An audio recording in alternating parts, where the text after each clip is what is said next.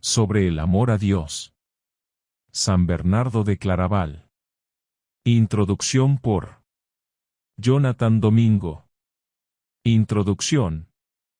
En las páginas de la historia de la espiritualidad cristiana, pocas figuras resplandecen con la intensidad y la devoción de San Bernardo de Claraval. Sus escritos, impregnados de fervor y sabiduría, han perdurado a lo largo de los siglos como faros de luz espiritual para generaciones de creyentes. Entre sus obras, sobre el amor a Dios, destaca como un tratado profundo sobre la naturaleza del amor divino y su impacto en la vida del creyente. En un mundo donde la búsqueda del significado trascendental a menudo se ve eclipsada por las preocupaciones terrenales, las palabras de San Bernardo resuenan con una relevancia perdurable. Su enfoque trasciende las divisiones denominacionales y se erige como un faro espiritual para todos aquellos que anhelan un encuentro más profundo con la divinidad. En el corazón de Sobre el amor a Dios, yace una exploración apasionada sobre el amor divino y su llamado transformador. Aunque arraigado en la tradición cristiana, el mensaje de San Bernardo trasciende las fronteras doctrinales, alcanzando a todos aquellos que buscan una conexión más íntima con lo sagrado. Es en este punto donde la riqueza de su enseñanza encuentra un eco particularmente profundo en la tradición protestante. Desde los albores de la Reforma, la experiencia personal del amor de Dios ha sido un pilar fundamental en la espiritualidad protestante. La idea de una relación íntima y directa con lo divino, sin intermediarios terrenales, encuentra un eco resonante en las palabras de San Bernardo. Su llamado a amar a Dios con todo el corazón, alma y mente resuena con la enseñanza de Jesús mismo, y ha sido abrazado por generaciones de creyentes reformados como un recordatorio constante de la primacía del amor divino en la vida del creyente. A lo largo de las páginas de esta obra, San Bernardo nos guía en un viaje hacia la comprensión más profunda del amor de Dios. Desde las alturas estáticas de la contemplación mística hasta las realidades cotidianas de la vida cristiana, su voz resuena con una autoridad que trasciende las divisiones eclesiásticas. En un mundo marcado por la división y el conflicto, las palabras de San Bernardo nos recuerdan la unidad fundamental del amor divino que abraza a todos los que buscan sinceramente la verdad. En el corazón del mensaje de San Bernardo reside una invitación universal al encuentro personal con lo divino. Su llamado a abandonar las preocupaciones mundanas y entregarse completamente al amor de Dios resuena con una urgencia atemporal. A través de sus escritos, nos recuerda que el amor divino es la fuerza que transforma nuestras vidas y da significado a nuestra existencia. Para el creyente protestante, las palabras de San Bernardo ofrecen un recordatorio poderoso de la centralidad del amor divino en la experiencia de fe. Su enfoque en la relación personal con Dios, despojado de formalismos y rituales vacíos, encuentra un eco profundo en la tradición reformada. En un mundo lleno de distracciones y preocupaciones, su llamado a buscar primero el reino de Dios y su justicia resuena con una claridad que trasciende las barreras denominacionales.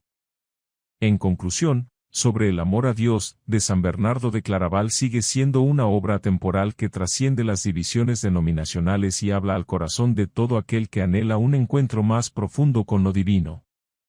Su mensaje de amor, devoción y entrega resuena con una urgencia atemporal, recordándonos que en el amor de Dios encontramos la plenitud de la vida y la verdadera realización de nuestro ser. Prólogo. Al ilustre señor Aymeric, cardenal diácono y canciller de la Iglesia de Roma, Bernardo, abad de Claraval, le desea vivir y morir en el Señor. Hasta ahora siempre me has pedido oraciones, nunca me has apremiado a que te explique ninguna cuestión. Reconozco que me siento incapaz de satisfacerte en lo uno y en lo otro. Lo primero me lo exige mi profesión, pero no lo cumplo en mi vivir monástico. Para lo segundo, si te digo la verdad, me encuentro sin lo más indispensable, que es habilidad e ingenio. Sin embargo, me agrada muchísimo que me pidas cosas espirituales a cambio de las materiales que no tengo. Aunque deberías haber recurrido a otro más rico que yo. En semejantes circunstancias, sabios e ignorantes acostumbran presentar sus excusas. Y no suele ser fácil distinguir entre los pretextos de la ignorancia y los de la sencillez de espíritu. Suele quedar manifiesto en el sencillo hecho de obedecer a lo que uno le mandan. Acoge, pues, lo que te presenta mi pobreza, pues no quiero que me tomen por filósofo al darte la callada por respuesta. Tampoco te prometo responder a todas tus preguntas, sino solamente a lo que me consultas sobre el amor a Dios. Y lo haré conforme Él me inspire. Esto es lo más sabroso, lo más fácil de explicar y lo más edificante para quien lo lea. Para el resto acude a otros más competentes. Y, 1. ¿Quieres que te diga por qué y cómo debemos amar a Dios? En una palabra, el motivo de amar a Dios es Dios. ¿Cuánto? Amarle sin medida. ¿Así de sencillo? Sí, para Él. Sabio. Pero como estoy en deuda también con los ignorantes debo satisfacerles. Y en atención a los menos dotados desarrollaré gustosamente el tema con más amplitud y profundidad. Diría que hay dos razones por las que Dios debe ser amado por sí mismo. Una, porque no hay nada más justo; otra, porque nada se puede amar con más provecho.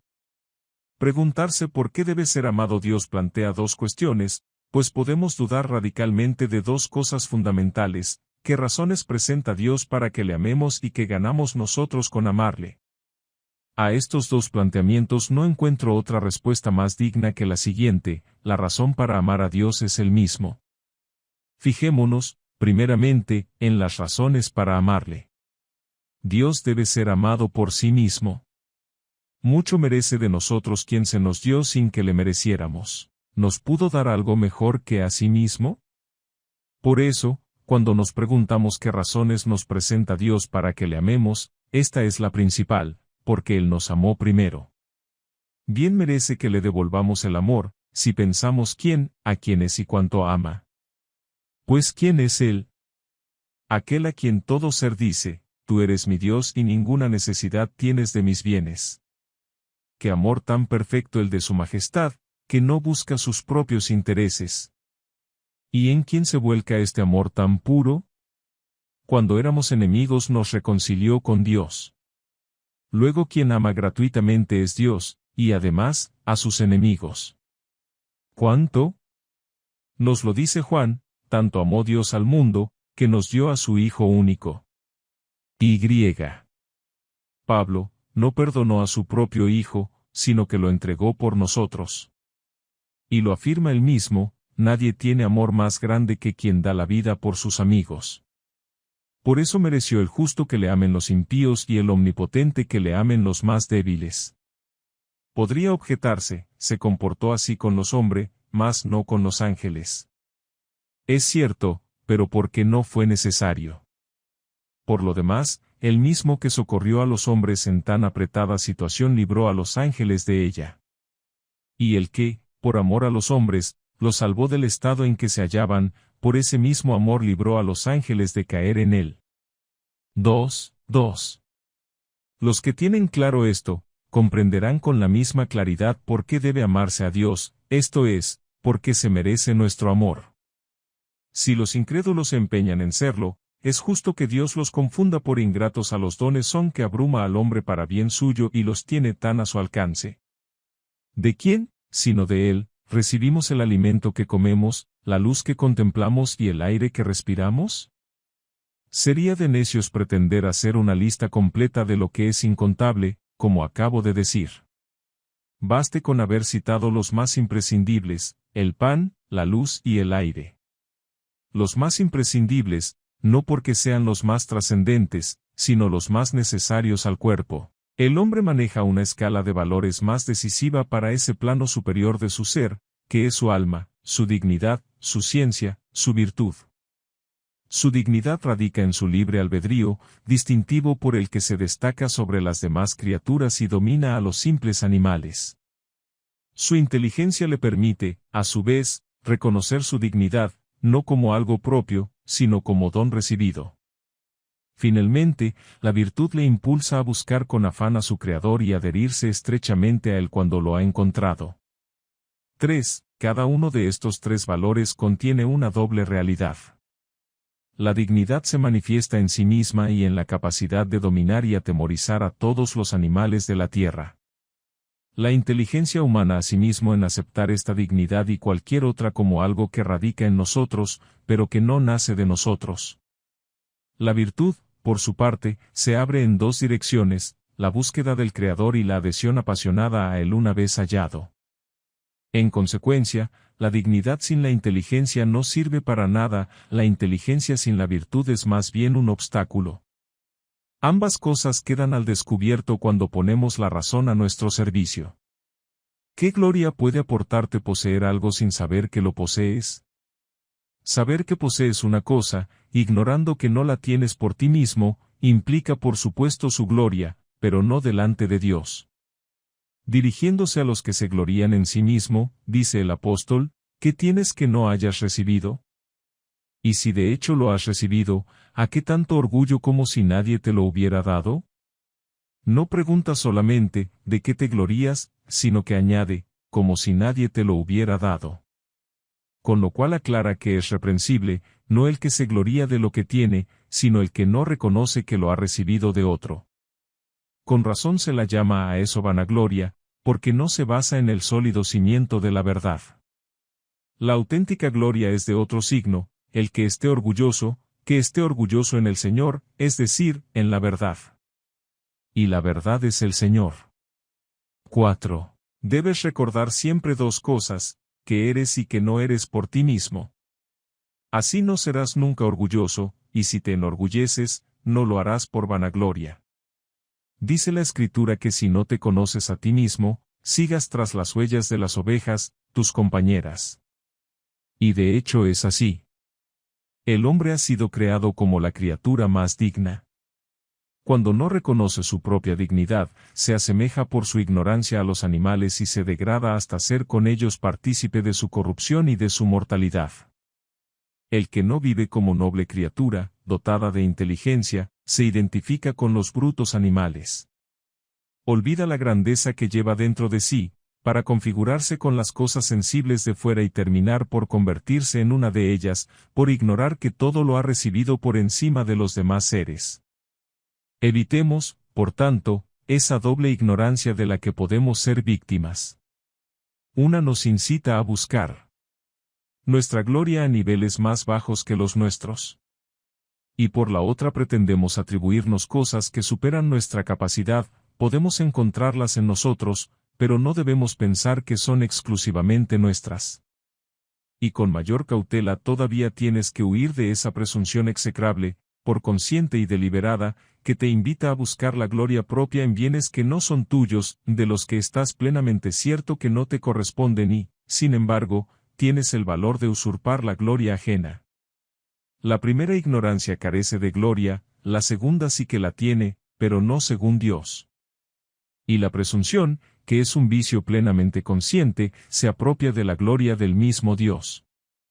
Arrogancia mucho más grave y perniciosa que las anteriores, porque en ellas no se reconoce a Dios, pero en éstas se le desprecia.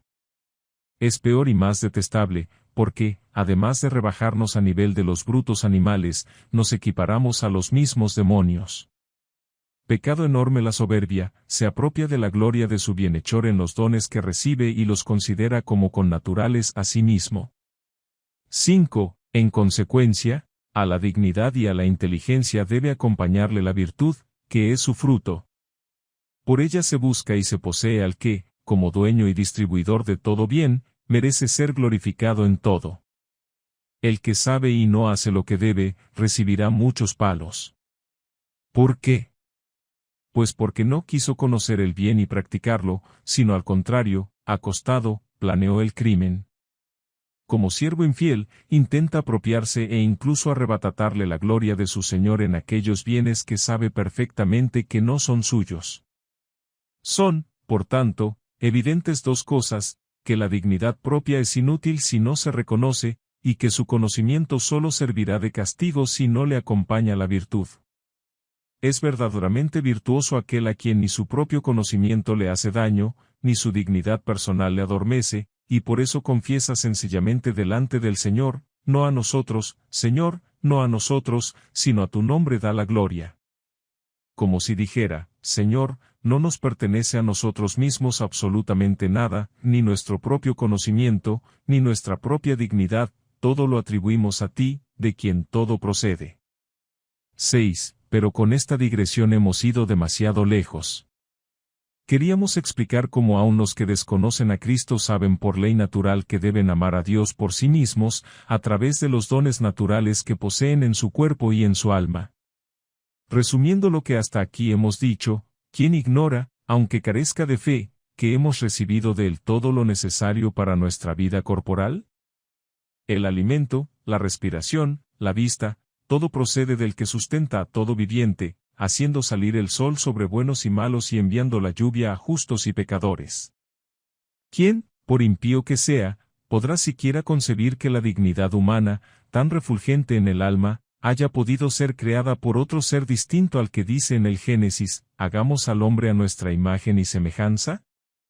¿Quién puede pensar que el hombre pudiera haber recibido la sabiduría de otro que no sea justamente el mismo que se la enseña? ¿De quién, sino del Señor de las virtudes, ha podido recibir el don de la virtud que le ha dado o está dispuesto a darle?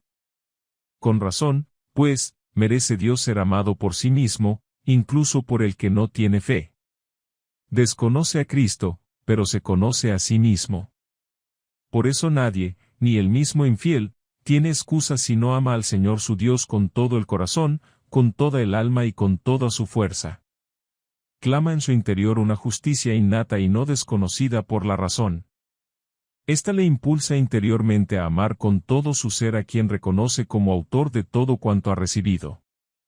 Pero es difícil, por no decir imposible, que el hombre solo por sus propias fuerzas o por su libre voluntad sea capaz de atribuir a Dios plenamente todo lo que de él ha recibido. Más fácil es que se lo atribuya a sí mismo y lo retenga como suyo.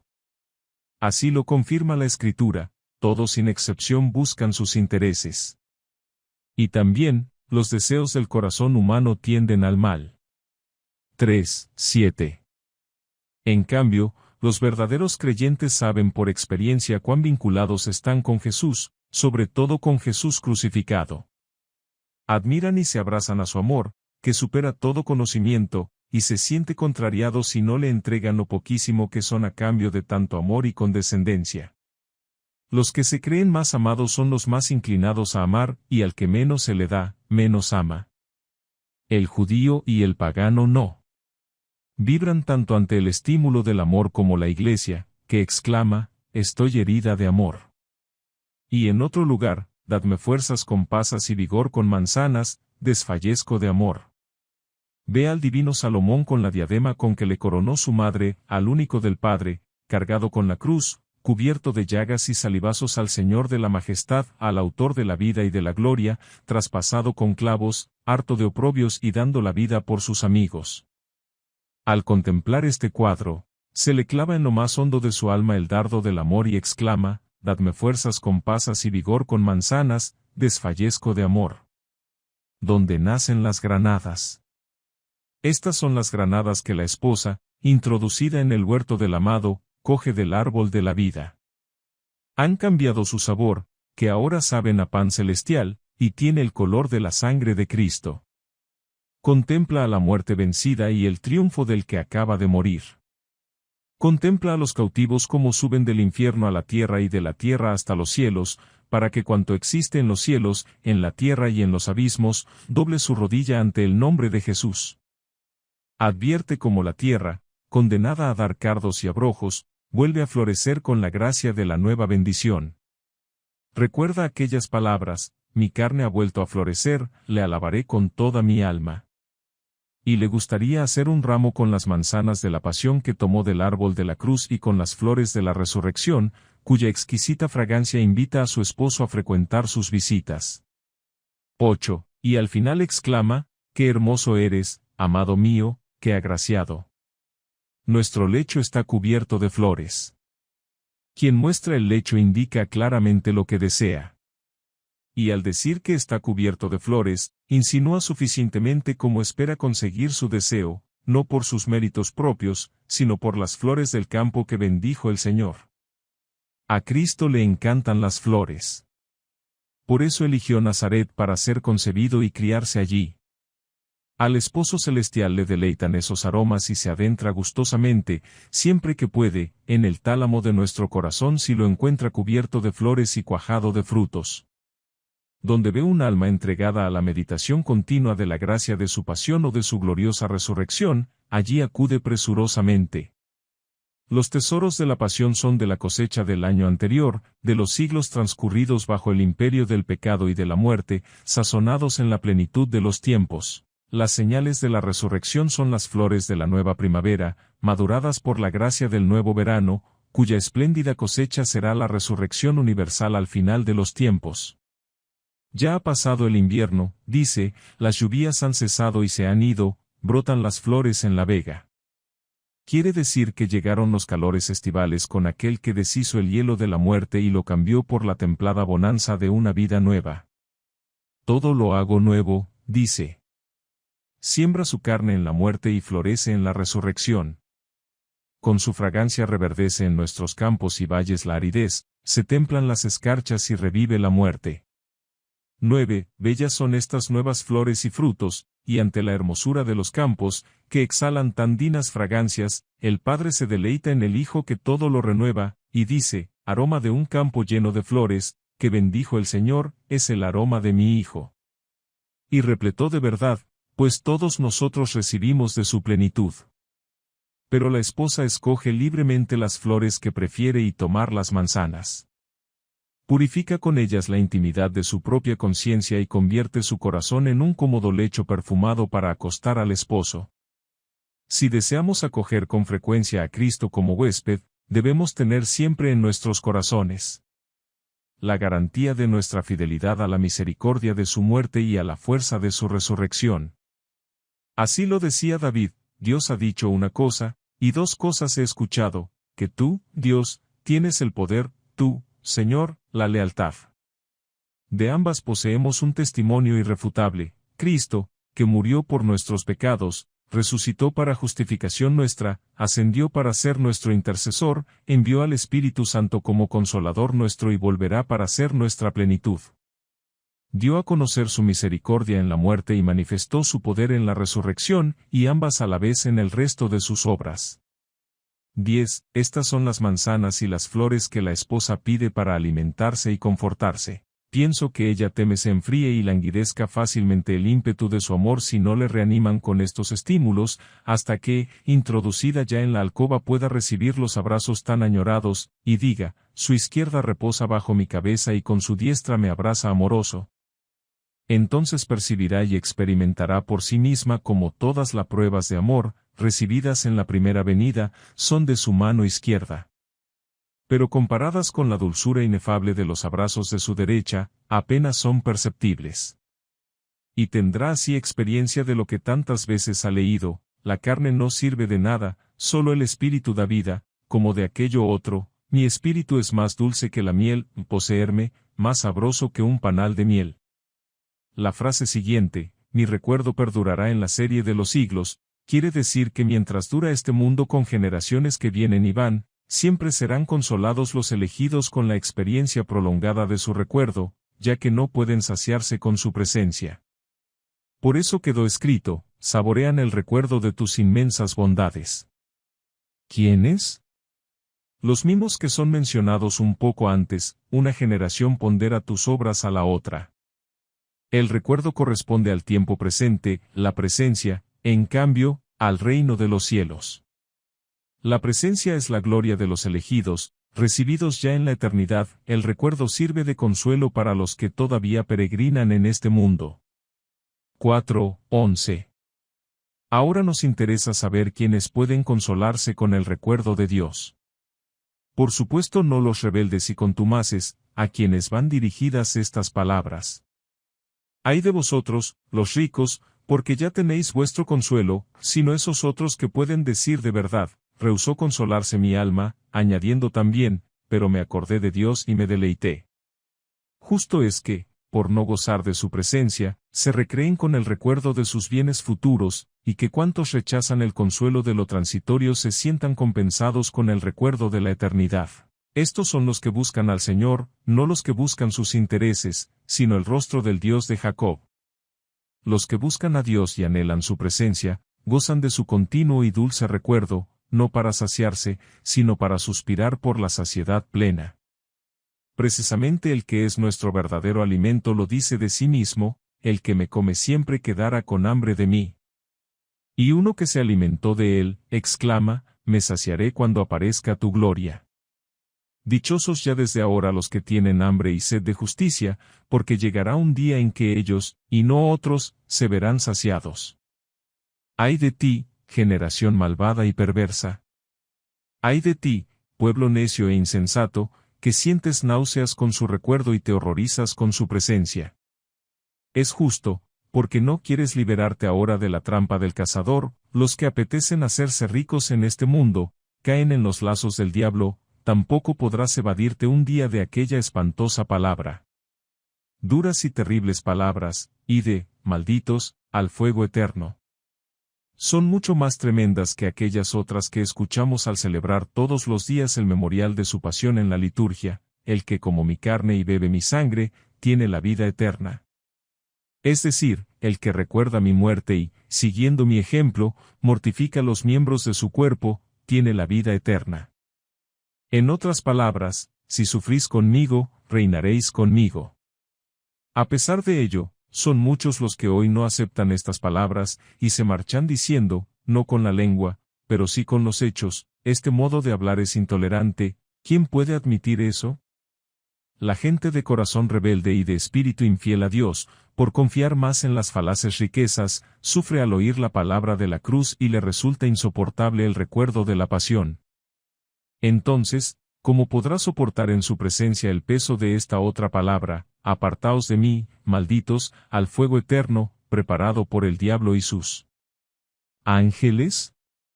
Aquel sobre quien caiga esta losa quedará aplastado. En cambio, la descendencia de los justos será bendita, porque con el apóstol, presentes o ausentes, se esfuerzan para agradar a Dios. Y al final escucharán: venid, benditos de mi Padre, etc. Será entonces cuando comprendan los rebeldes de corazón, pero ya demasiado tarde, que el yugo de Cristo es muy suave y su carga llevadera. Comparada con sus tormentos, por pura soberbia se rebelaron, porque les pareció pesado y duro. Desgraciados vosotros, esclavos del dinero, que no podéis gloriaros en la cruz de nuestro Señor Jesucristo, y al mismo tiempo poner en las riquezas todas vuestras ilusiones. No podéis alocaros tras el oro y saborear las dulzuras del Señor. Si ahora no sentís paz al recordarle, lo encontraréis terrible cuando lleguéis a su presencia. 12. El alma que le es fiel anhela su presencia, y con su recuerdo siente un dulce descanso. Hasta que no sea digna de contemplar cara a cara la gloria de su Dios, encuentra hasta encanto en la ignominia de la cruz. Así es como la esposa y paloma de Cristo descansa en este ínterin y duerme tranquila en su parcela. Por el recuerdo de tu inagotable dulzura, Señor Jesús, tiene ya desde ahora cubiertas sus alas con la plata de la inocencia y de la castidad, espera embriagarse de gozo con tu presencia, cubierta de plumas de oro, cuando la lleven con alegría entre esplendores sagrados, para verse inmersa en el fulgor de la sabiduría. Por eso exulta gozosa ya ahora y dice: su izquierda reposa bajo mi cabeza y con su derecha me abraza amoroso. Su mano izquierda le evoca amor incomparable, capaz de dar la vida por sus amigos. En su derecha se le anticipa la venturosa visión prometida a esos amigos y él goza de estar en presencia de la majestad.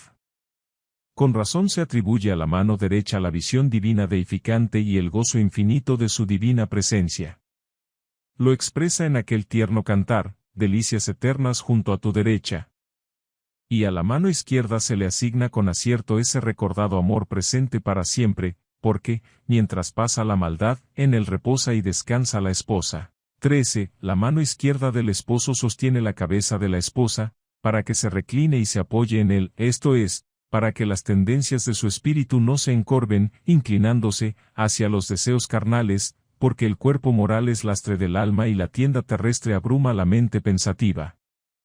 Pero llegará a dominarlo mediante la meditación de la misericordia de Dios, tan inmensa y gratuita, de su amor tan evidente y generoso, de su clemencia tan inconcebible, de su mansedumbre tan inigualable, de su dulzura tan maravillosa. La consideración asidua de estas realidades inflamará su espíritu, purificándolo de todo amor perverso y lo conmoverá profundamente, le impulsará a despreciar todo lo que solo se puede apetecer cuando no se comprenden estas realidades. Por eso corre ligera la esposa al buen olor de estos perfumes y ama enardecida. Y aunque llegue a devorarle un incendio de amor, cree amar muy poco, por sentirse tan amada. Y es verdad. ¿Qué tiene de extraño que este puñado de polvo se entregue por entero a amar y corresponder a un amor tan inmenso y sublime? ¿No se le adelantó en el amor la majestad divina, volcándose por salvarla? Tanto amó Dios al mundo, que le dio a su único Hijo. Aquí se habla del Padre. Al Hijo se refiere en otro lugar, se entregó a la muerte. Y del Espíritu Santo nos dice el Hijo, el Espíritu Santo que el Padre enviará en mi nombre, os lo enseñará todo y os irá recordando lo que yo os he dicho. Dios ama, y nos ama con todo su ser, porque nos ama toda la Trinidad, si podemos expresarnos así tratándose del infinito, incomprensible y esencialmente simple. Mayo de 2014, quien considere todo esto, creo que comprenderá por qué se debe amar a Dios, es decir, porque merece ser amado. El incrédulo que rechaza al Hijo, tampoco posee al Padre ni al Espíritu Santo. El que no honra al Hijo no honra al Padre que le envió ni al Espíritu Santo su enviado. No es extraño que quien menos conoce menos ame. De todos modos, no ignora que se debe por entero a quien conoce como Creador suyo. ¿Y qué puedo hacer yo, si acepto a mi Dios como gracioso dueño de mi vida, generoso administrador, consolador compasivo, guía solícito y redentor incomparable, Salvador eterno que me enriquece y glorifica? Escuchemos las Escrituras, de él viene la redención copiosa.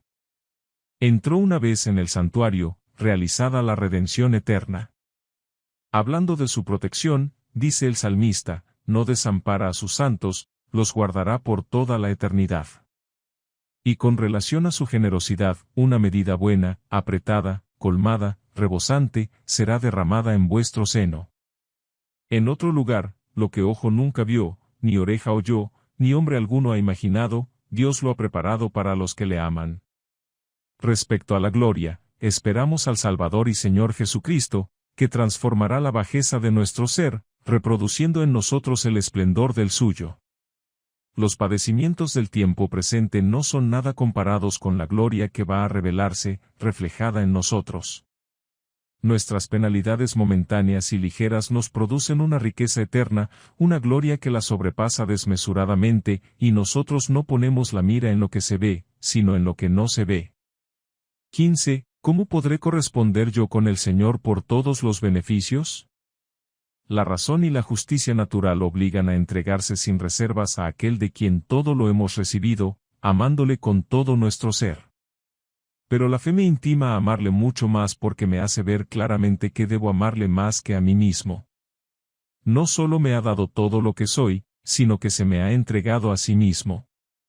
No había llegado aún el tiempo de la fe, ni se había manifestado Dios en la carne, ni había muerto en la cruz, ni había resucitado del sepulcro, ni había vuelto al Padre, no nos había entregado todavía su gran amor, ese gran amor del que tanto hemos hablado y ya habíamos recibido el mandamiento de amar al Señor nuestro Dios, para amarle con todo nuestro corazón, con toda nuestra alma y con todas nuestras fuerzas. Es decir, con todo lo que somos, sabemos y podemos. No es injusto Dios al pedirnos esto, ya que en último término nos reclama lo que ha hecho en nosotros y lo que nos ha dado. Si pudiera hacerlo, no amaría el artista la obra de sus manos, y con todas sus fuerzas, puesto que todo se lo debe a él. Pero, en nuestro caso, Dios, además, nos sacó de la nada y nos regaló gratuitamente nuestra dignidad humana. Esto aumenta nuestra deuda de amor y prueba cuán justamente nos lo pide. ¿No elevó al infinito sus favores y derrochó su misericordia cuando salvó a hombres y animales? Si me debo a él por entero al haberme creado, ¿qué no haré por haberme creado de nuevo y de un modo tan admirable? La reparación no fue tan fácil como la creación.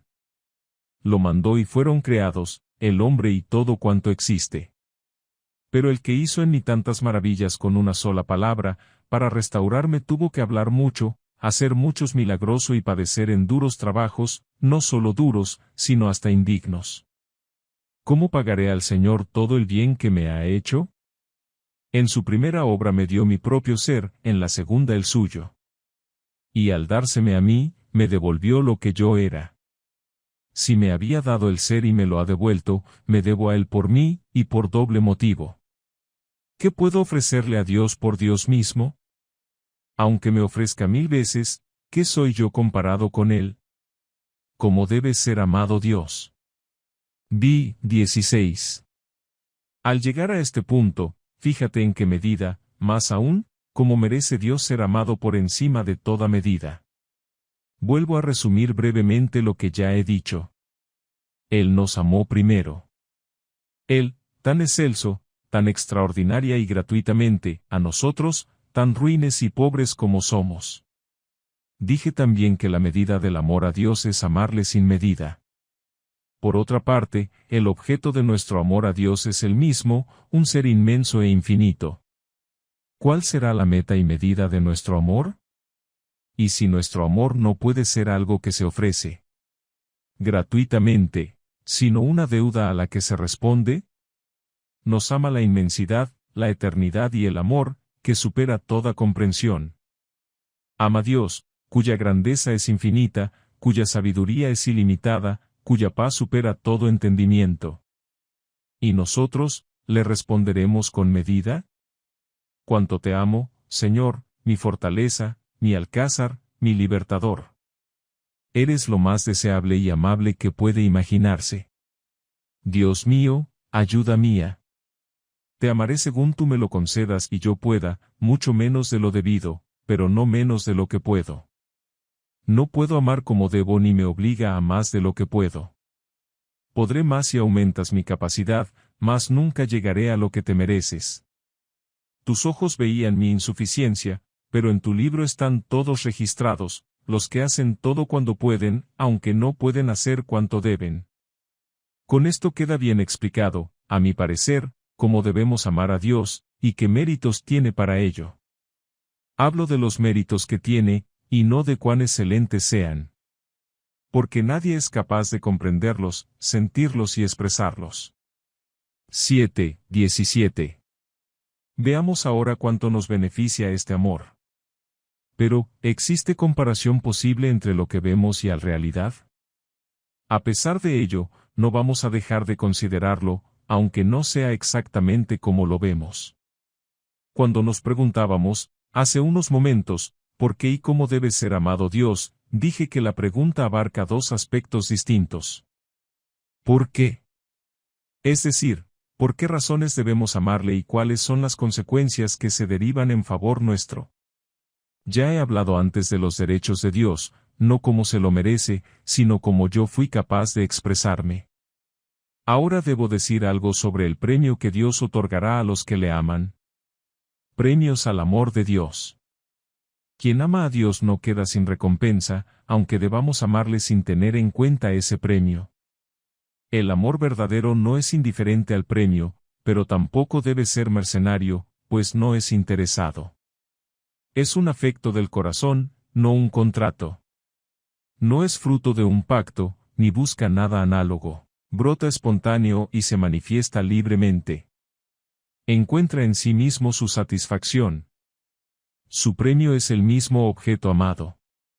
Si quieres una cosa por amor de otra, amas sin duda aquello que busca tu amor, pero no amas los medios que utilizas para conseguirlo.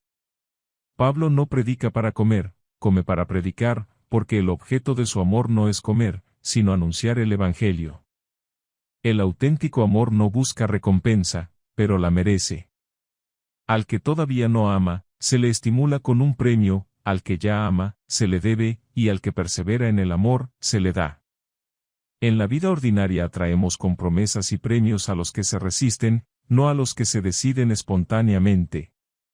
¿Se nos ocurre ofrecer una recompensa a los que están deseando realizar una cosa?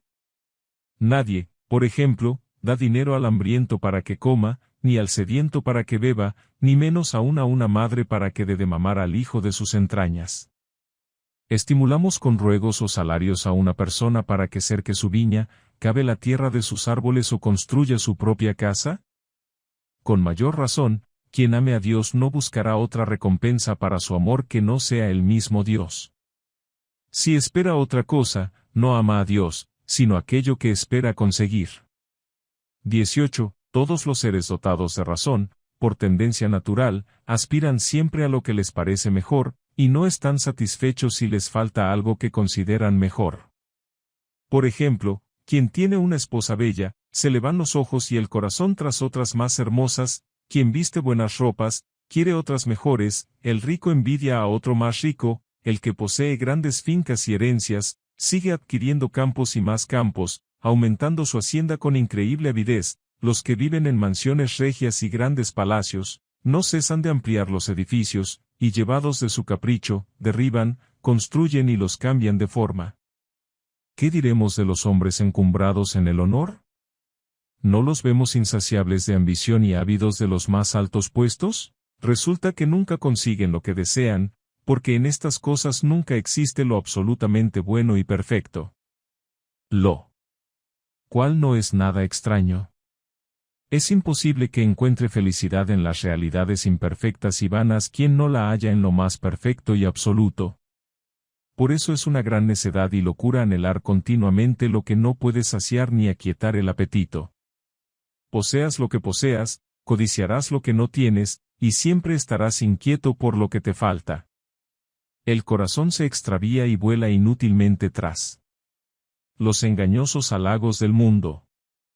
Se cansa y no se sacia, porque todo lo devora con ansiedad, y le parece nada en comparación con lo que quiere conseguir. Se atormenta sin cesar por lo que no tiene y no disfruta con paz de lo que posee. ¿Hay alguien capaz de conseguirlo todo? Lo poco que se puede alcanzar, y a fuerza de trabajo, se posee con temor, se desconoce cuando se perderá con gran dolor, y es seguro que un día se tendrá que dejar. Ved qué camino tan recto toma la voluntad extraviada para conseguir lo mejor y cómo corre a lo único que puede saciarla. En estos rodeos, la vanidad juega consigo misma, la maldad se engaña a sí misma. Si quieres alcanzar así tus deseos, esto es, si pretendes lograr lo que te sacie plenamente, ¿qué necesidad tienes de intentar otras cosas? Corres a ciegas y encontrarás la muerte perdido en ese laberinto, y totalmente defraudado. 19. Así se enredan los malvados. Quieren satisfacer sus apetitos naturales, y rechazan neciamente los medios que les conducen a ese fin, no al fin en el sentido de extinción y agotamiento, sino como plenitud consumada. No consiguen un fin dichoso, sino que se agotan en vanos esfuerzos. Se deleitan más en la hermosura de las criaturas que en su Creador. Mariposean de una en otra y quieren probarlas todas, no se les ocurre acercarse al Señor de todas ellas. Estoy cierto que llegarían a Él si pudieran realizar su deseo, es decir, poseer todas las cosas, menos al que es origen de todas. La fuerza misma de la ambición le impulsa a preferir lo que no posee por encima de lo que tiene y despreciar lo que posee en aras de lo que no tiene. Una vez alcanzado y despreciado todo lo del cielo y de la tierra, se lanzaría impetuoso al único que le falta, al Dios del universo. Aquí sí descansaría, libre de los halagos del presente y de las inquietudes del futuro. Y exclamaría, para mí lo bueno es estar junto a Dios. ¿A quién tengo yo en el cielo? Contigo, ¿qué me importa la tierra? Dios es la roca de mi espíritu y mi lote perpetuo. De este modo, como hemos explicado, todos los ambiciosos llegarían al bien supremo, si pudieran gozar antes de todos los bienes inferiores. 20. Pero es imposible por la brevedad de la vida, por nuestras pocas fuerzas y porque son muchos los que lo apetece. Qué camino tan escabroso y qué esfuerzo tan agotador espera a los que quieren satisfacer sus apetitos. Nunca alcanzan la meta de sus deseos. Si al menos se contentaran con desearlos en su espíritu, y no querer experimentarlos, les sería más fácil y provechoso. El espíritu del hombre es mucho más rápido y perspicaz que los sentidos corporales, su misión es adelantarse a estos en todo, para que los sentidos solo se detengan en lo que el espíritu les dice que es útil. Por eso creo que se ha dicho, probadlo todo y quedaos con lo bueno, es decir, el espíritu cuide de los sentidos y éstos no cedan a sus deseos sin la aprobación del espíritu. En caso contrario no subirás al monte del Señor, ni habitarás en su santuario, porque prescindes de tu alma, un alma racional. Sigues tras los instintos como los animales, y la razón permanece inactiva, sin oponer resistencia. Aquellos, pues, cuyos pasos no están iluminados por la luz de la razón, corren, es cierto, pero sin rumbo y a la deriva, desprecian el consejo del apóstol y no corren de modo que puedan alcanzar el premio. ¿Cómo lo van a conseguir si antes quieren poseer todo lo demás? Sendero tortuoso y lleno de rodeos, querer gozar primero de todo lo que se les ofrece. 21. El justo no piensa así. Percibe las tribulaciones de tantos descaminados, pues son muchos los que eligen el camino ancho que lleva a la muerte. Pero escoge para sí otro camino más seguro sin desviarse a la derecha ni a la izquierda. Así lo atestigua el profeta, la senda del justo es recta. Tú allanas el sendero del justo. Toman un atajo muy práctico y evitan la molestia de tantos rodeos inútiles. Se rigen por un criterio simple y claro, no desear todo lo que ven, sino vender lo que poseen y dárselo a los pobres. Dichosos los que eligen ser pobres, porque de ellos es el reino de los cielos. Todos corren, pero hay mucha diferencia de unos a otros. El Señor conoce el camino de los justos, pero la senda de los pecadores acaba mal. Mejor es ser honrado con poco que ser malvado en la opulencia, porque, como dice el sabio y experimenta el necio, el codicioso no se harta de dinero, en cambio, los que tienen hambre y sed de justicia serán hartos. La justicia es un auténtico manjar, vital y natural, del espíritu que se guía por la razón. Por el contrario, el dinero alimenta tanto al alma como el viento al cuerpo. Si vieras a un hombre famélico con la boca abierta y los carrillos hinchados, tragando aire para saciar el hambre, ¿no lo tendrías por loco? Mayor locura es creer que el espíritu humano puede saciarse con bienes materiales. Lo único que hace es inflarse. ¿Existe proporción entre lo corporal y lo espiritual? Ni el cuerpo puede alimentarse del espíritu ni éste de lo corporal. Bendice, alma mía, al Señor. Él sacia de bienes tus anhelos. Te llena de bienes, te sostiene y te llena. Él hace que desees, y Él es lo que deseas. 22. Dije más arriba que el motivo de amar a Dios es Dios. Y dije bien, porque es la causa eficiente y final. Él crea la ocasión, suscita el afecto y consuma el deseo. Él hace que le amemos, mejor dicho, se hizo para ser amado. A Él es a quien esperamos, Él a quien se ama con más gozo y a quien nunca se le ama en vano. Su amor provoca y premia el nuestro. Lo precede con su bondad, lo reclama con justicia y lo espera con dulzura. Es rico para todos los que le invocan, pero su mayor riqueza es Él mismo. Se dio para mérito nuestro, se promete como premio, se entrega como alimento de las almas santas y redención de los cautivos. Señor, qué bueno eres para el que te busca. ¿Y, para el que te encuentra? Lo maravilloso es que nadie puede buscarte sin haberte encontrado antes. Quieres ser hallado para que te busquemos, y ser buscado para que te encontremos. Podemos buscarte y encontrarte, mas no adelantarnos a ti.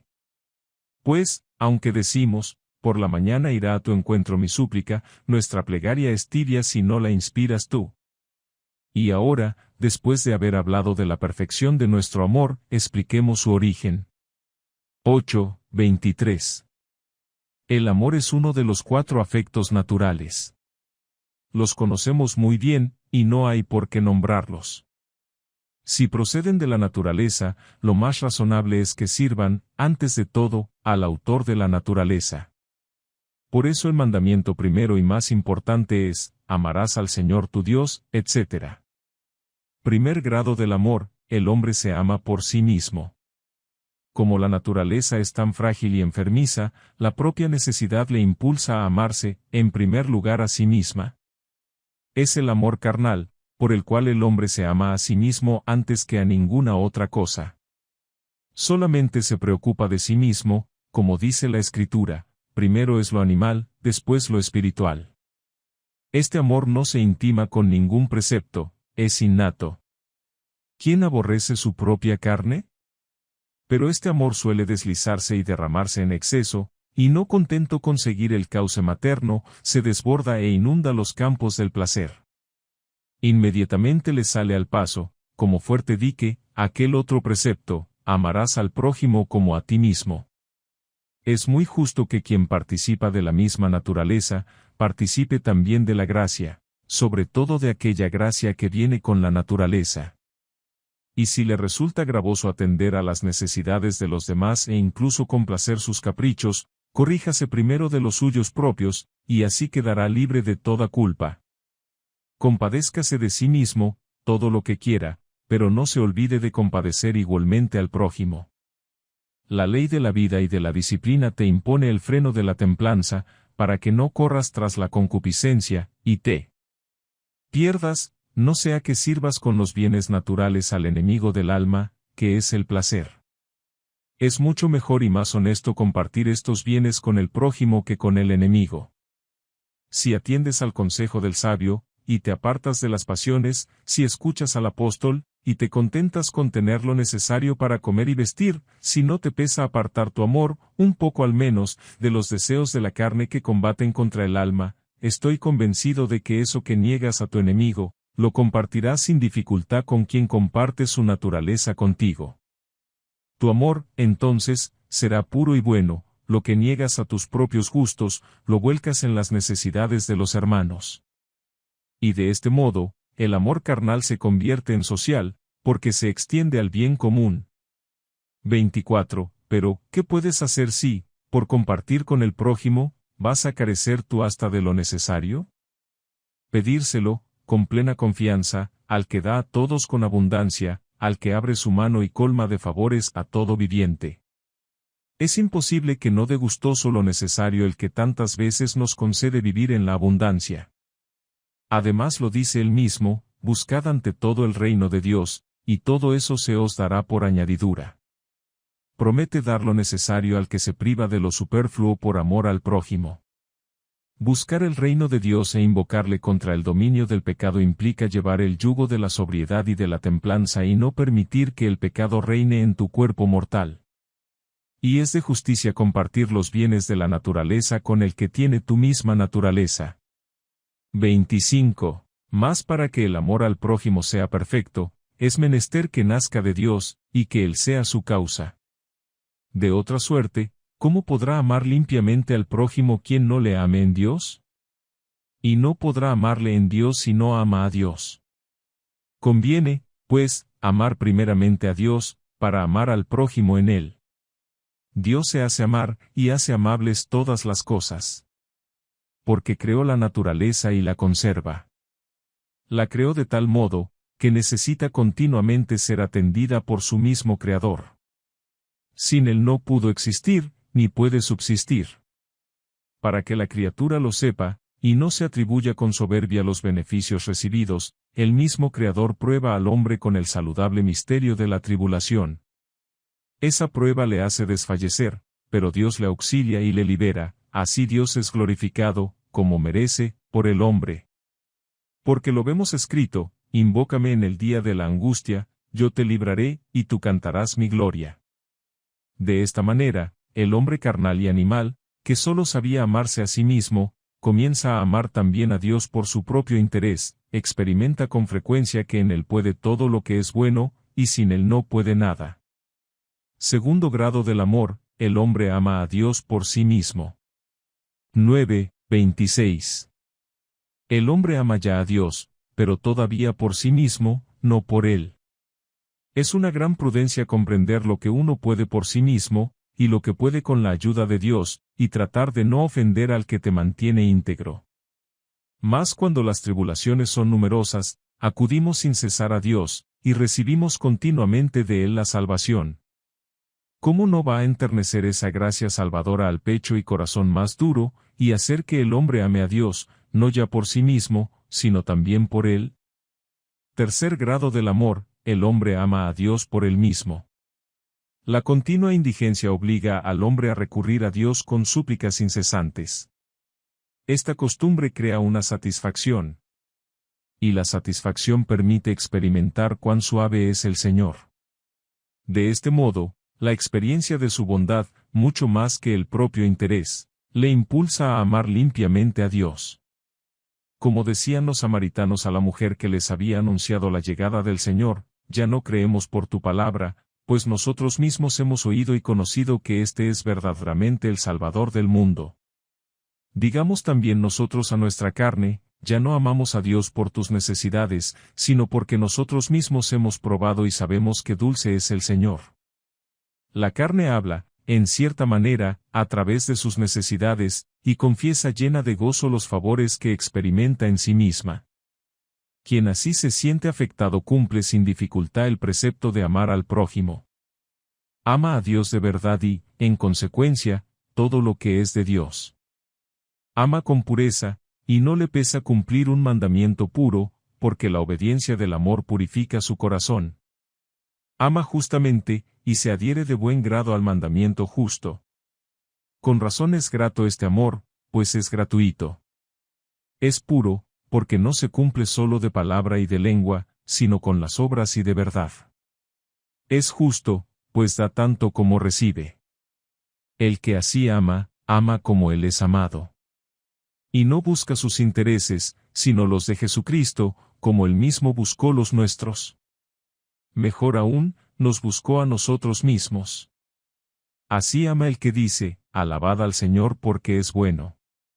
Quien alaba al Señor no porque sea bueno para él, sino porque es bueno, ese ama verdaderamente a Dios por Dios, y no por sí. En cambio, no ama de esta manera aquel de quien se dice, te alabará cuando le hagas bien. Este es el tercer grado del amor, amar a Dios por él mismo. Cuarto grado del amor, el hombre se ama a sí mismo por Dios. 27. Dichoso quien ha merecido llegar hasta el cuarto grado, en el que el hombre solo se ama a sí mismo por Dios, tu justicia es como los montes de Dios. Este amor es un monte elevado, un monte excelso. En verdad, monte macizo e inagotable. ¿Quién subirá al monte del Señor? ¿Quién me diera alas como de paloma, volaría a un lugar de reposo? Tiene su tabernáculo en la paz, y su morada en Sión. ¡Ay de mí, que se ha prolongado mi destierro! ¿Puede conseguir esto la carne y la sangre, el vaso de barro y la morada terrera? ¿Cuándo experimentará el alma un amor divino tan grande y embriagador que, olvidada de sí y estimándose como cacharro inútil, se lance sin reservas a Dios y, uniéndose al Señor, sea un espíritu con Él, y diga, desfallece mi carne y mi corazón, Dios de mi vida y mi herencia para siempre? Dichoso, repito, y santo quien ha tenido semejante experiencia en esta vida mortal. Aunque haya sido muy pocas veces, o una sola vez, y ésta de modo misterioso y tan breve como un relámpago. Perderse, en cierto modo, a sí mismo, como si ya uno no existiera, no sentirse en absoluto, aniquilarse y anonadarse, es más propio de la vida celeste que de la condición humana. Y si se le concede esto a un hombre alguna vez y por un instante, como hemos dicho, pronto le envidia este siglo perverso, le turban los negocios mundanos, le abate el cuerpo mortal, le reclaman las necesidades de la carne, se lamenta de la debilidad natural. Y lo que es más violento, le reclama la caridad fraterna. ¡Ay! Tiene que volver en sí, atender a sus propias miserias y gritar desconsolado, Señor, padezco violencia, responde por mí. Y aquello, desdichado de mí. ¿Quién me librará de este cuerpo mortal? 28. Si la Escritura dice que Dios lo hizo todo para sí mismo, llegará un momento en que la criatura esté plenamente conforme y concorde con su Hacedor. Es menester, pues, que participemos en sus mismos sentimientos. Y si Dios todo lo quiso para Él, procuremos también de nuestra parte que tanto nosotros como todo lo nuestro sea para Él, es decir, para su voluntad. Que nuestro gozo no consista en haber acallado nuestra necesidad, ni en haber apagado la sed de la felicidad. que nuestro gozo sea su misma voluntad realizada en nosotros y por nosotros. Cada día le pedimos en la oración, hágase tu voluntad en la tierra como en el cielo. Oh amor casto y santo. Oh dulce y suave afecto. Oh pura y limpia intención de la voluntad. Tanto más limpia y pura cuanto menos mezclada está de lo suyo propio, y tanto más suave y dulce cuanto más divino es lo que se siente. Amar así es estar ya divinizado. Como la gotita de agua caída en el vino pierde su naturaleza y toma el color y el sabor del vino, como el hierro candente y al rojo parece trocarse en fuego vivo olvidado de su propia y primera naturaleza, o como el aire, bañado en los rayos del sol, se transforma en luz, y más que iluminado parece ser el mismo luz. Así le sucede a los santos. Todos los afectos humanos se funden de modo inefable, y se confunden con la voluntad de Dios. ¿Sería Dios todo en todos si quedase todavía algo del hombre en el hombre? Permanecerá, sin duda, la sustancia, pero en otra forma, en otra gloria, en otro poder. ¿Cuándo será esto? ¿Quién lo verá? ¿Quién lo poseerá? ¿Cuándo vendré y veré el rostro de Dios? Señor, Dios mío, mi corazón te dice, mi rostro te busca a ti. Señor, busco tu rostro. ¿Cuándo contemplaré tu santuario? 29. Yo creo que no es posible amar al Señor tu Dios con todo tu corazón, con toda tu alma y con todas tus fuerzas, mientras el corazón no se vea libre de los cuidados del cuerpo, el alma no cese de conservarlo y vivificarlo, y sus fuerzas, desligadas de todas las dificultades, no se vigoricen con el poder, contemple continuamente su rostro, mientras viva ocupada y distraída, sirviendo a este cuerpo frágil y cargado de miserias. Este cuarto grado de amor no espere el alma conseguirlo, o, mejor dicho, verse agraciada con él, sino en el cuerpo espiritual e inmortal, en el cuerpo íntegro, plácido y sosegado y sumiso por entero al espíritu. Es una gracia que procede del poder divino y no del esfuerzo humano. Entonces, repito, obtendrá fácilmente el sumo grado. Cuando corra de buena voluntad y con gran deseo al gozo de su Señor, sin que le frenen los atractivos de la carne ni le turben sus molestias. ¿Podemos pensar que los santos mártires alcanzaron esta gracia, al menos en parte, mientras vivían en sus cuerpos gloriosos? Una gran fuerza arrebataba interiormente sus almas, y les hacía capaces de entregar sus cuerpos y despreciar los tormentos. Por eso los atroces dolores pudieron turbar su serenidad pero no se la hicieron perder. 11:30. ¿Y qué pensar de las almas que ya están libres de sus cuerpos? Creemos que están totalmente sumergidas en aquel piélagos inmenso de la eterna luz y luminosa eternidad. Antes de la resurrección es imposible. Pero si los muertos aspiran todavía a reunirse con sus cuerpos, como no puede negarse, o desean y esperan recibirlos, es evidente que no se han transformado del todo y que todavía les queda algo de sí mismo, por poco que sea, que distrae su atención. Mientras la muerte no queda absorbida por la victoria, y la luz perenne no invada los dominios todos de la noche, y la gloria no resplandezca en los cuerpos, las almas no pueden salir de sí mismas y lanzarse a Dios. Todavía están ligadas al cuerpo, no por la vida y los sentidos, sino por el afecto natural, y sin él no quieren ni pueden poseer la perfección. Así, pues, antes de la restauración de los cuerpos no se dará ese desfallecer del alma, que es su estado sumo y más perfecto. Si el alma alcanzara su plenitud sin el cuerpo, no desearía ya jamás su compañía. De este modo, el alma siempre sale beneficiada, cuando deja el cuerpo y cuando lo vuelve a tomar. Por eso es cosa preciosa a los ojos del Señor la muerte de sus justos. Si la muerte es preciosa, ¿qué será la vida, y tal vida? No hay que maravillarse que el cuerpo glorioso aumente la dicha del alma, si recordamos que cuando era frágil y mortal le ayudaba tanto. ¿Qué verdad más grande pronunció el que dijo, que Dios hace concurrir todas las cosas para el bien de los que le aman? Al alma que ama a Dios le sirve de mucho su cuerpo, cuando es débil, cuando está muerto y cuando descansa. Lo primero, para hacer frutos de penitencia; lo segundo, para su descanso; y lo tercero, para su consumación. Con razón no se considera perfecta sin él, pues en todos los estados colabora para su bien. 31. Bueno y fiel compañero es el cuerpo para el espíritu bueno, cuando le pesa, le ayuda. Si no le ayuda, le deja libre, o le ayuda y no le sirve de carga. El primer estado es ingrato, pero fecundo. El segundo es ocioso, pero nada penoso. Y el tercero es todo glorioso. Escucha cómo invita el esposo en el cantar a subir por estos grados: comed, amigos míos, y bebed, embriagos, carísimos.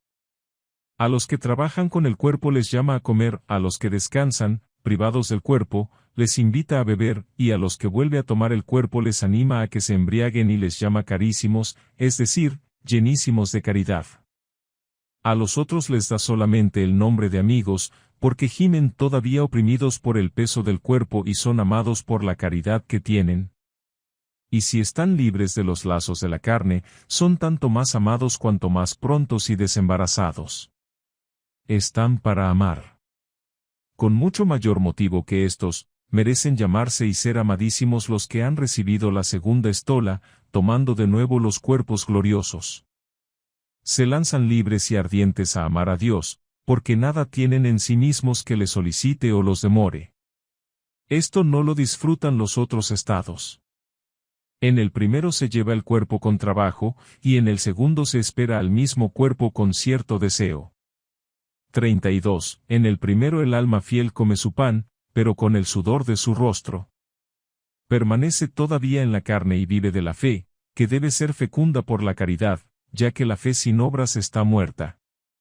Las mismas obras le sirven de alimento, como dice el Señor: mi alimento es hacer la voluntad de mi Padre. Después, despojado de la carne, no come el pan del dolor, sino que se le permite beber en abundancia el vino del amor, como suele hacerse después de las comidas. Pero no lo bebe puro, sino como dice la esposa del cantar: he bebido de mi vino y de mi leche. El vino del amor está aún mezclado con el deleite de Dios. Es imposible que el alma se recoja toda en Dios y del afecto natural, que le impulsa a tomar nuevamente su cuerpo glorificado. El vino de la sana caridad la llena de calor, pero todavía no la embriaga, porque la fuerza del vino se rebaja con la mistura de la leche. La embriaguez, además, suele perturbar el juicio y quitar la memoria. Y la que todavía piensa en la resurrección del cuerpo no está enteramente olvidada de sí.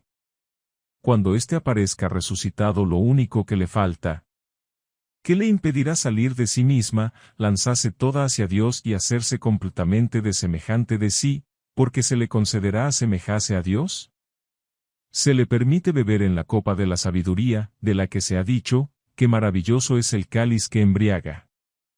¿Cómo no va a saciarse de la abundancia de la casa de Dios, si está libre de todo cuidado y bebe con Cristo el vino puro y nuevo en la casa del Padre? 33. Este triple banquete lo brinda la sabiduría con el plato único de la caridad: alimenta a los que trabajan, da de beber a los que descansan y embriaga a los que reinan. Y así como en el banquete corporal se sirve antes la comida que la bebida, porque así lo pide el instinto, lo mismo sucede aquí. Antes de morir comemos del trabajo de nuestras manos, con esta carne mortal, teniendo que masticar lo que tomamos. Después de la muerte gozamos de la vida espiritual y comenzamos ya a beber, asimilando fácil y gustosamente lo que recibimos. Finalmente, resucitado ya el cuerpo, nos embriagamos de la vida inmortal y rebosamos de incalculable plenitud. Esto quiere decir el esposo en los cantares: comed, amigos míos, y bebed, embriagos, carísimos. Comed antes de la muerte, bebed cuando ha llegado la muerte y embriagos después de la resurrección. Con razón llama carísimos a los ebrios de caridad, y ebrios a los que merecen ser introducidos en las bodas del Cordero, para que coman y beban en la mesa de su reino cuando presente a su iglesia gloriosa, limpia de mancha y arruga y demás imperfecciones. Entonces embriaga a sus amigos y les da a beber en el torrente de sus delicias. Es aquel abrazo tan apretado y tan casto del esposo y de la esposa, cuyas aguas caudalosas alegran la ciudad de Dios. Lo cual, a mi parecer, no es otra cosa que el Hijo de Dios que pasa y sirve, como él mismo prometió, para que los justos se alegren, gocen y salten de júbilo ante Dios. Es saciedad que no cansa, curiosidad insaciable y tranquila, deseo eterno que nunca se calma ni conoce limitación, sobria embriaguez que no se anega en vino ni destila alcohol, sino que arde en Dios. Ahora es cuando posee para siempre el cuarto grado del amor, en el que se ama solamente a Dios de modo sumo. Ya no nos amamos a nosotros mismos sino por Él, y Él será el premio de los que le aman, el premio eterno de los que le aman eternamente. Prólogo a la carta siguiente. 12:34. Recuerdo que escribí hace tiempo una carta a los santos hermanos de la Cartuja, en la que les hablaba de estos mismos grados. Quizá hacía allí otras reflexiones sobre la caridad, pero todas eran sobre el mismo tema. Por eso me parece útil añadir a este trabajo alguna de ellas, sobre todo porque me resulta más fácil copiar lo que ya está dictado que componerlo de nuevo. Comienza la carta sobre la caridad a los santos hermanos de la Cartuja. La caridad auténtica y verdadera, la que procede de un corazón puro, de una conciencia buena y de una fe sincera, es aquella por la que amamos el bien del prójimo como el nuestro. Porque quien solo ama lo suyo, o lo ama más que a los demás, es evidente que no ama el bien por el bien, sino por su propio provecho. No atiende al profeta, que dice, «Dad gracias al Señor, porque es bueno». Le glorifica, sin duda, porque es bueno para él, no porque es bueno en sí mismo. Y merece aquel reproche del Salmo, «Te alabará cuando le hagas beneficios». Hay quienes alaban a Dios porque es poderoso, otros porque es bueno con ellos, y otros porque es bueno en sí mismo. Los primeros son esclavos y están llenos de temor. Los segundos son asalariados y les domina la codicia. Los terceros son hijos y honran a su padre. Los que teman y codician solo se miran a sí mismos. El amor del Hijo, en cambio, no busca su propio interés. Pienso que a este se refiere la Escritura, la ley del Señor es perfecta, y convierte las almas. Porque es la única capaz de arrancar al alma del amor de sí misma y del mundo, y volverla hacia Dios. Ni el temor ni el amor de sí mismo son capaces de convertir al alma. A veces cambian la expresión del rostro o la conducta exterior, mas nunca los sentimientos. Los esclavos hacen algunas veces obras de Dios, pero no las realizan espontáneamente y les cuesta mucho. También los asalariados, pero no lo hacen gratuitamente, y se dejan arrastrar por la codicia. Donde hay amor propio allí hay individualismo. Y donde hay individualismo hay rincones. Y donde hay rincones hay basura e inmundicia. La ley del siervo es el temor que le invade. La del asalariado es la codicia que le domina, le atrae y le distrae. Ninguna de estas leyes es pura y capaz de convertir las almas. La caridad, en cambio, convierte las almas y las hace también libres. 35. La llamo además Inmaculada, porque no acostumbra retener nada de lo suyo. Ahora bien, cuando el nombre no tiene nada propio, todo lo que tiene es de Dios. Y lo que es de Dios no puede ser impuro. Por tanto, la ley inmaculada del Señor es la caridad, que no busca su propio provecho, sino el de los demás. Se llama ley del Señor, porque Él mismo vive de ella, o porque nadie la posee si no la recibe gratuitamente de Él. No es absurdo decir que Dios también vive según una ley, ya que esta ley es la caridad. ¿Qué es lo que conserva la soberana e inefable unidad de la Beatísima y Suma Trinidad sino la caridad? Ley es, en efecto, y ley del Señor la caridad, porque mantiene a la Trinidad en la unidad, y la enlaza con el vínculo de la paz. Pero ninguno piense que hablo aquí de la caridad como de una cualidad o accidente, lo cual sería decir que en Dios hay algo que no es Dios, sino de la misma sustancia divina. Este modo de hablar no es nuevo ni insólito, pues Juan dice, Dios es caridad. Se llama, pues, caridad a Dios y al don de Dios. La caridad da caridad, la caridad sustantiva de la accidental. Cuando se refiere al que da, es el nombre de la sustancia. Cuando significa el don, es la cualidad. Esta es la ley eterna, que todo lo crea y todo lo gobierna. Ella hace todo con peso, número y medida. Nada está libre de la ley, ni siquiera el que es la ley de todos. Y esta ley es esencialmente ley, que no tiene poder creador, pero que se rige a sí misma. 13:36. Por lo demás, los esclavos y asalariados tienen también su ley, que no es la del Señor, sino la que ellos mismos se han impuesto. Los primeros no aman a Dios, los otros aman otras cosas más que a Él. Tienen, repito, no la ley del Señor, sino la suya propia, aunque, de hecho, está supeditada a la divina.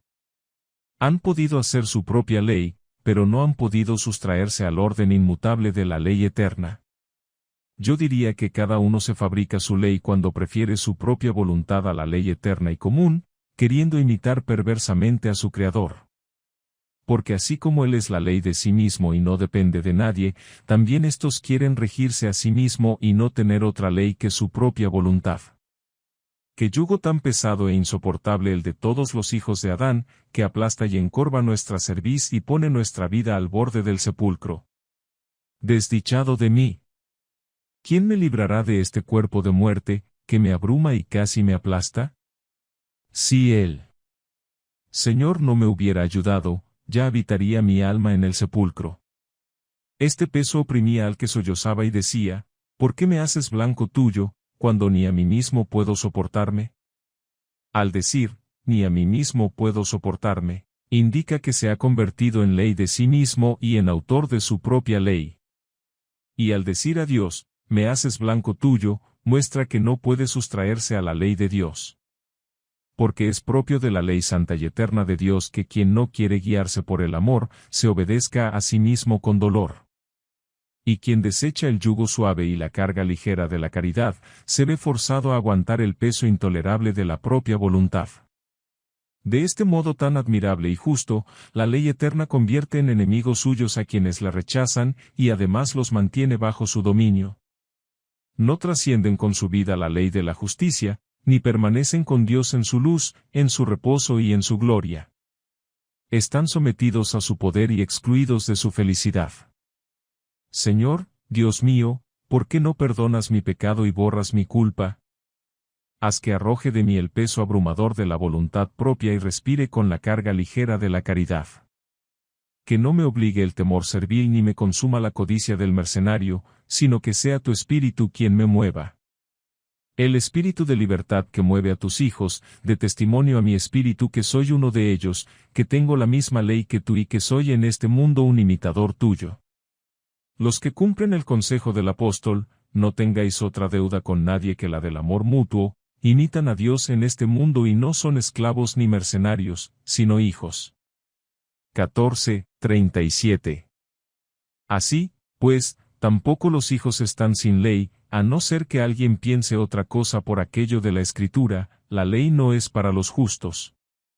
Tengamos en cuenta que una es la ley promulgada por el espíritu de servidumbre en el temor, y otra la ley dada por el espíritu de libertad en el amor. Los hijos no están sometidos a aquella, ni privados de esta. ¿Quieres oír que los justos no tienen ley? ¿No habéis recibido el espíritu de siervos, para recaer en el temor? ¿Y quieres oír que no están exentos de la ley de la caridad? Habéis recibido el espíritu de hijos adoptivos.